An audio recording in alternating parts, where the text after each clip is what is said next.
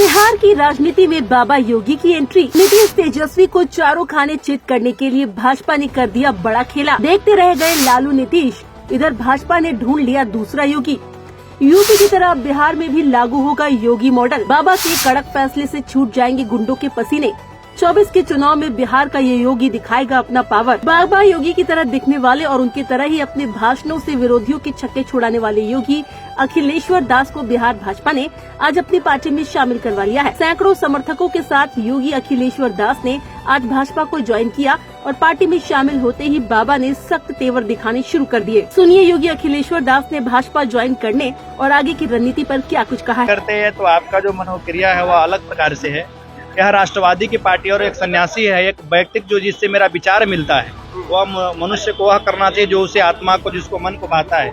मुझे ऐसा लगा कि भारतीय जनता पार्टी एक ऐसी पार्टी है जो राष्ट्रवाद के लिए कार्य करते हैं, जो है देश के लिए कार्य करता है, जो प्रदेश के लिए कार्य करता है। इसलिए आज मैंने भारतीय जनता पार्टी को ज्वाइनिंग किया। योगी जी से काफी प्रभावित है। वह उत्तर प्रदेश के माननीय मुख्यमंत्री और हमारे अखाड़ा से आते हैं और मेरे गुरु भाई भी लगते हैं, तो प्रभावित तो होना अनिवार्य। और हमारे देश के सर्वश्रेष्ठ, प्रदेश का ही नहीं देश का भी वो सर्वश्रेष्ठ नेता है। तेवर भी उन्हीं जैसा है, तेवर होना चाहिए। भाषण से वो विरोधियों को छक्के छुड़ा देते हैं। होना भी चाहिए।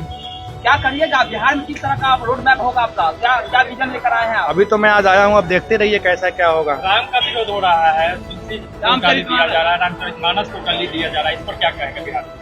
यह जो भी राम पे विरोध कर रहे हैं, राम का विरोध करने का तो कोई मतलब ही नहीं है। तुलसी पे, जैसे रामचरितमानस पे चंद्रशेखर जी का कुछ दिन पहले उनका वक्तव्य आया था।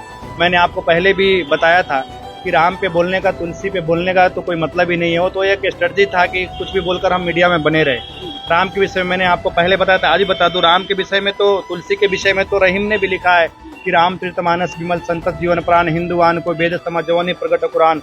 अगर रामचरितमानस है हिंदुओं को वेद की तरह है तो मुस्लिमों को कुरान है। और रामचरितमानस पे कौन क्या बोल सकता है? कोई भी वक्ता, बड़े से बड़े वक्ता, प्रोफेसर, जब तक रामचरितमानस, जब तक तुलसी के चौपाइयों पर नहीं बोलता है, जब तक उसका वक्तव्य सिद्ध नहीं होता है। तो उनकी जो उन्होंने बयान दिया उसका मैं कड़ी निंदा करता हूं। और ऐसे वक्तव्य सोच समझ कर देना चाहिए एक अधिकारी, एक जिम्मेदार व्यक्ति को। देश के कई नेता विरोध, अखिलेश यादव, स्वामी प्रसाद मौर्य, बहुत सारे लोग। नहीं, स्वामी प्रसाद मौर्य ही रामचरितमानस को तो उसने तो बोला है कुछ छंद नहीं, कुछ चौपाइयों को हटाया जाए। उनसे आप पूछिए कभी किसी अन्य धर्मों के विषय में आप बोल सकते हैं क्या? उनसे यह प्रश्न आप लोग कीजिए। एक सवाल बाबा कि आखिरकार सभी भगवादारी को बीजेपी ही क्यों पसंद है, सभी को कमल साहब क्यों पसंद है? ये बहुत बड़ा सवाल है। क्योंकि आपने बहुत अच्छा प्रश्न किया। भारतीय जनता पार्टी एक ऐसा पार्टी है कि जो राष्ट्रवाद को लेकर, आध्यात्मिक को लेकर, धर्म को लेकर और जिस प्रकार देश को मजबूत किया जाए, सिर्फ फर्स्ट नेशन, यानी जिस तरह यह राष्ट्र मजबूत हो, जिस तरह यह देश मजबूत हो, वह सारे कार्यकर्ता। इसलिए एक सन्यासी का कर्तव्य होता है सेवा करना। और इसलिए साधु संतों को लगता है कि भारतीय जनता पार्टी के माध्यम से, संगठन के माध्यम से अगर देश की सेवा की जाए तो और अधिक तरह से दिव्य स्वरूप से हो सकता है। इसलिए तो क्या हम सोच सकते हैं कि आप बिहार में भी योगी मॉडल लागू होगा, क्योंकि आप आ गए हैं और बिल्कुल केवल वैसा ही बिहार को एक नया योगी मिल गया। हाँ, बिहार को आने वाला समय में आप सभी को देखने का कार्य देखने को मिलेगा कि अभी तो मैं बार बार बोल रहा हूँ कि आज मैं इस पार्टी में आया हूँ, भारतीय जनता पार्टी में। तो आगे जो भविष्य में जो रोड मैप होगा आप सभी के सामने आएगा। साधु संतों को जोड़ेंगे पार्टी से बिहार में। पहले भी जुड़े और मेरा अभियान जोर रहेगा और जुड़ते रहेंगे। ठीक है, लेकिन राह आपका बहुत मुश्किल होने वाला है, क्योंकि तेजस्वी यादव और नीतीश कुमार।